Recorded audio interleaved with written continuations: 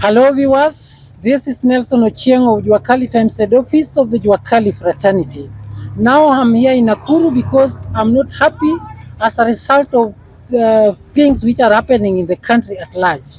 The management is really causing a lot of headaches in our minds because we believe that good leadership involves necessitating favorable environment where people can invest and innovate for the sake to bring food that can help for the common good of the country at large.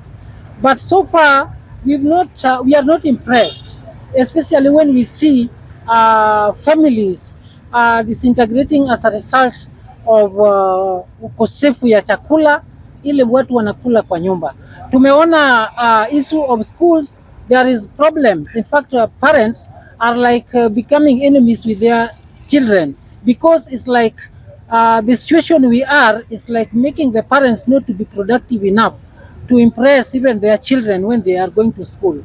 The issue of joblessness is really skyrocketing in a manner that spells it out that we may undergo the wrong lane of a failed state.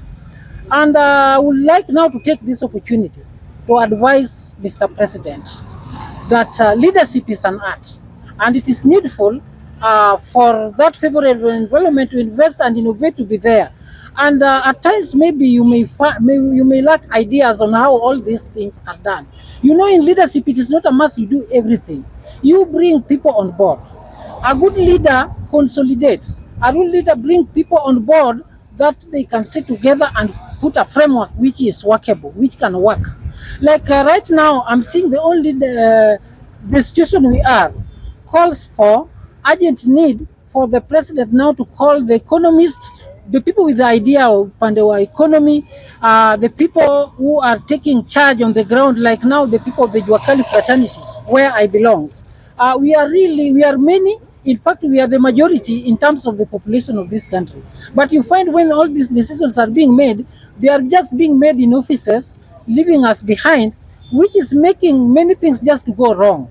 Like you find now the issue of taxes. Well, it is good we pay tax in order to manage our country well.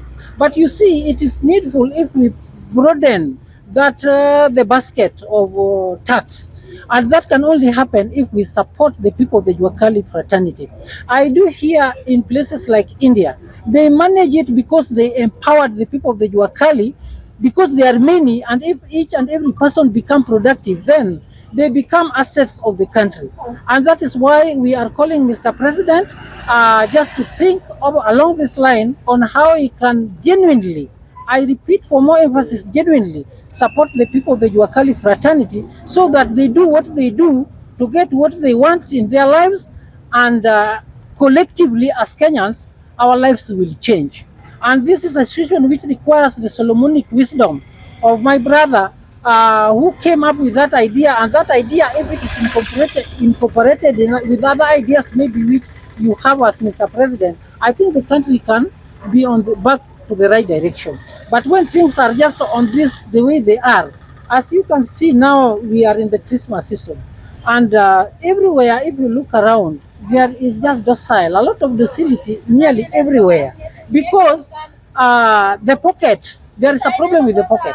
So as Mr. President, just a humble request, kindly see the point of bringing those stakeholders on the table so that people dialogue seriously on this issue, on how we can produce food, on how we can improve our lives so that we come back on track as a country.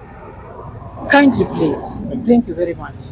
There's just the issue about cooperatives here, that we are trying to believe that Kenyans, let us go back to cooperative movement.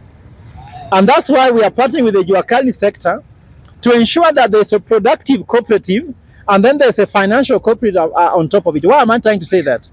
If you have something you're producing, kama kuna uzalishaji, ndio kama unapewa pesa kama deni, unaweza tumia hiyo pesa kuzalisha kitu ndio ulipe back. Lakini kama hakuna kitu nazalisha, utapewa deni, utakula. Na afu utashindwa kulipa. alafu takuwa kwa deni kila siku, deni kila mara.